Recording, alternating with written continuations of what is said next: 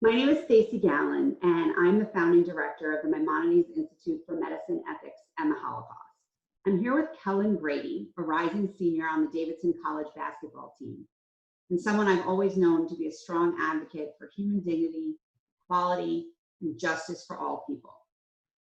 I first met Kellan in the summer of 2018 when the Maimonides Institute organized a trip to Auschwitz for the Davidson team, along with Holocaust survivor Eva Moses-Core. During that trip, Kellan and I spoke a lot about our joint commitment to the importance of respecting the basic human dignity of all individuals and ensuring that our differences do not divide us, but rather unite us. Since that time, I've watched Kellan use his platform as a college athlete to fight for causes that matter to him and to try to make the world a better place. I promised him back in that summer of 2018 that I would help him on his journey and support him whenever possible. I'm proud to stand with him today as we launch a very important initiative with the goal of responding to current events in society that threaten those core ideals we spoke about when we first met: equality, justice, tolerance, and dignity for all. Today, we launch the CARE initiative, College Athletes for Respect and Equality, a program that Kellan created. So Kellan, can you tell me, what have the past several weeks been like for you as a young African-American male living in the United States? Well, first of all, Stacy, thank you for helping facilitate this project and for working with me and for your praise and recognition. But over the past few weeks, it's been a whirlwind of emotions for me and for all my friends and my family. I found myself angry a lot, angry at the system, angry at people who I believe are failing to acknowledge the root of the issues in our country. And there's a level of anxiety on an everyday basis. Our country is very divided right now. And as a Black kid with a lot of Black friends, there's been a lot of, clear injustice and mistreatment over the last 4 years, over my entire life as an adult, and it's been very hard to find, a common ground. And I think it's been important for me as a Black kid to challenge myself in conversation with my white friends, and it's just been really important for me to try to stay, active and having thought out conversations about the issues at hand and how I can make a difference. And for me as a college athlete, you're given a platform, and after the tragic passing of George Floyd, I think myself, along with many others, just thought, enough is enough. And I think a lot of people were standing in unity in the feeling of just being fed up.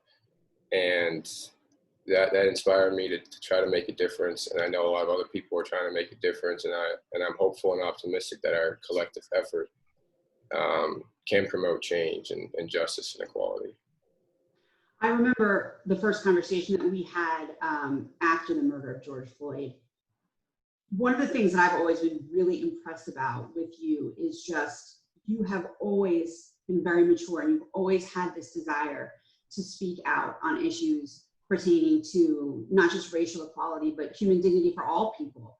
You've always known that you have this role as a college athlete and that you can use it for good.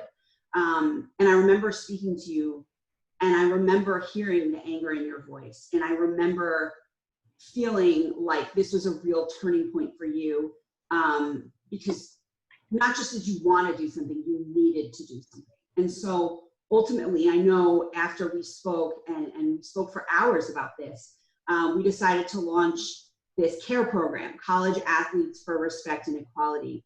And, as I said before, I have always and will always be here to support you in any way that I can. But this project came from your experiences, as you said, and your desire to make a difference. So I want you to explain, what this project is all about.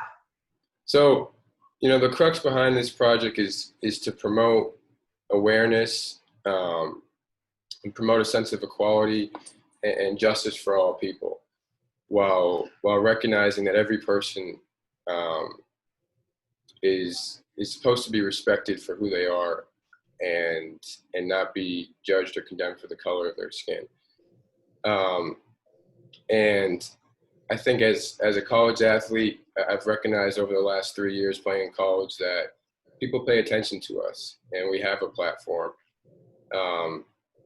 And what I want this entire program to be about is the youth, the future of our generation, to try to make an impact on people that are paying attention to us.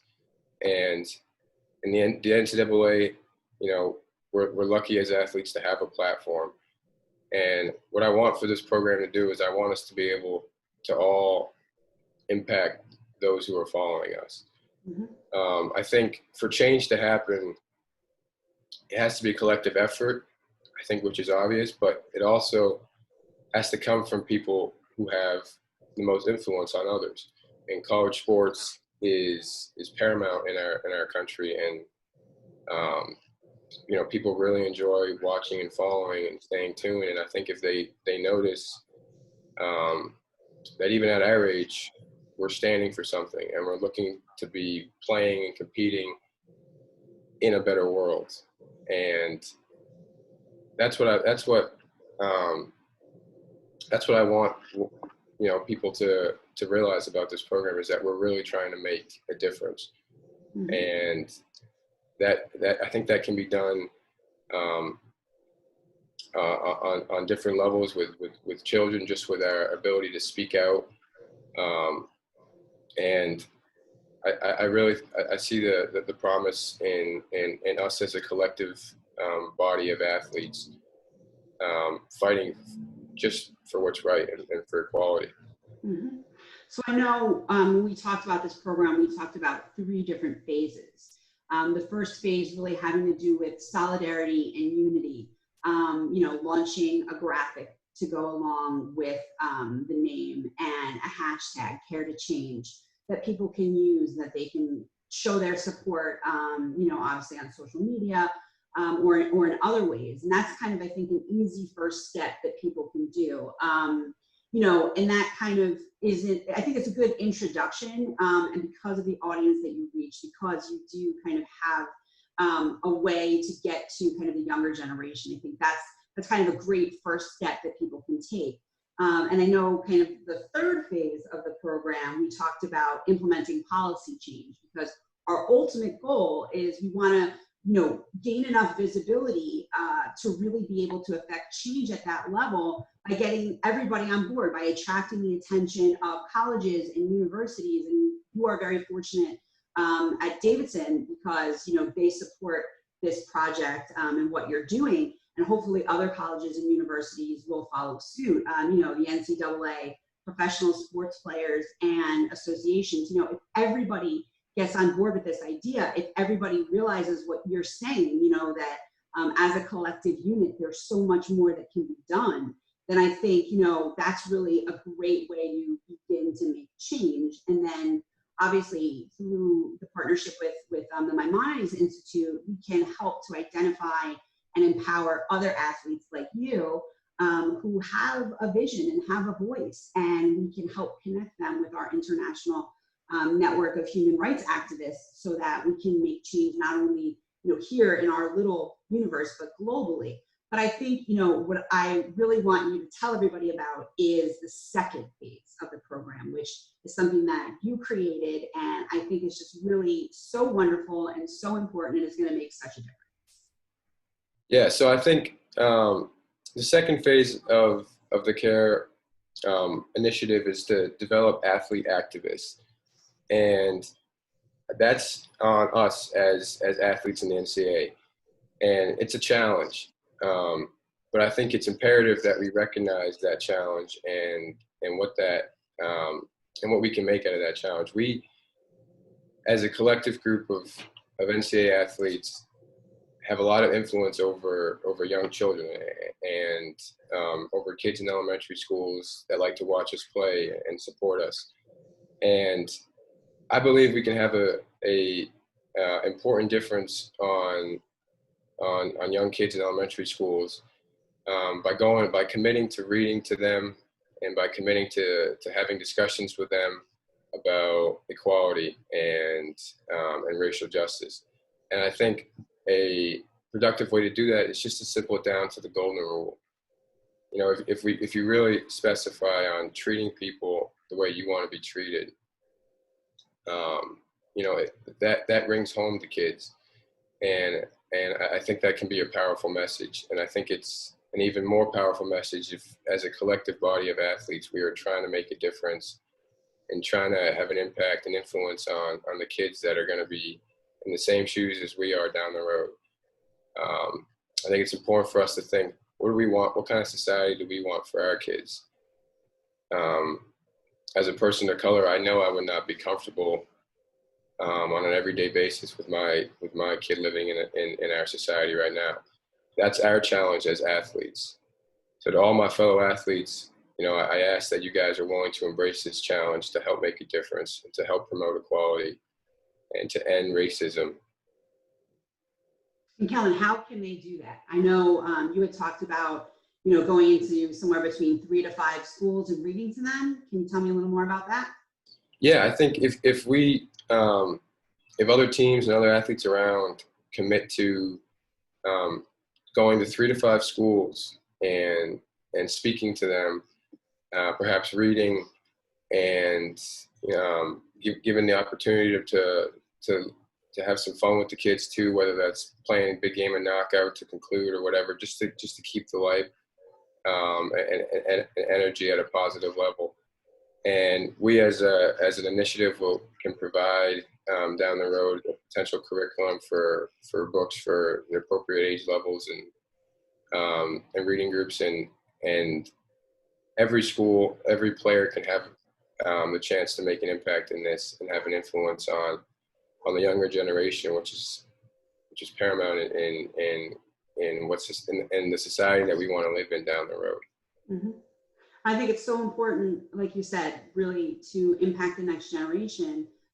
You are such a role model, and so many athletes are such a role model. So such role models, we're committed and dedicated through this initiative to helping athletes by coming up with this reading list and these, curriculums, so that we're not sending people in without kind of any preparation.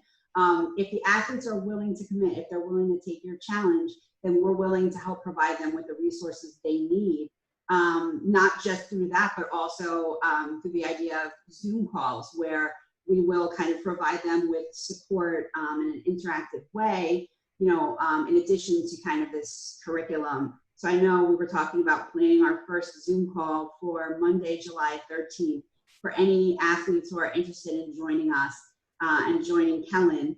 And he can talk more about his experiences, and it could be a great place, I think, for other people to talk. Because, I hope, Kellan, obviously, as I said, I've known you for such a long time, and I have been inspired by you for such a long time, but I hope that there are other athletes out there like you. And maybe if we can give them a place to come together, and maybe through your leadership, they can see that there is something that they can do, and we can offer a space for them. So if we have this Zoom call on July 13th, and we offer a place for these other athletes to come together with you, we can help amplify their voice together. And, we can really, I think, do some wonderful things. What do you think about that? I'm excited. I think the more the merrier. We're a stronger voice with more people and more activism. And I encourage everybody to stay active on social media as well. It's fascinating how much of an impact it has on people nowadays. And as athletes, like I've said multiple times already, we have a platform. So I think it's important for us to all continue to promote just equality and anti-racism, and stay active on social media and use it as the platform has become. And our hashtag Care to Change is a way to stand in solidarity with our initiative and our movement. Um, and I encourage everyone to stay active on Instagram, Twitter, all sources of social media overall, and also to join us in solidarity. Um, and it's an exemplary step for a first call to action. So I encourage everyone to stay active. People are listening, they are following. It really has an impact on people, and it's the time of our generation. So let's continue to use it to our advantage. I completely agree. And I just want everyone to know that all the details of this program can be found on the Maimonides Institute's website, www.mimeh.org, under our new Generations of Change initiative that was created for this very reason, to help empower the next generation of scholars and activists, and to help unify and amplify the voices of the past, present, and future in a call to action for a more tolerant and righteous world, because I think we can all agree that that's what we need right now. So Kellan and I are incredibly excited about this. Kellan, thank you for being an inspiration to me, to so many other people. I hope that so many others will take up your challenge, and that together we can make a difference in the world. Thank you, Stacy. And to everybody, these are challenging times for us as a country. We need leadership, and there's no better place than to look in the mirror, in my opinion. Let's all try to take proactive steps in being leaders and setting the right example. Let's challenge ourselves to hold each other accountable when they're not upholding the standards that we want to live by in our society. When justice is not advocated for, and when equality is ignored, let's challenge ourselves to hold each other accountable. And let's ultimately just challenge ourselves to make our society a better place. We can do that. Everyone has the ability and the power if we come together as a collective voice with one common goal, which is equality and the respect for human dignity. So thank you for following. Please join us in our initiative.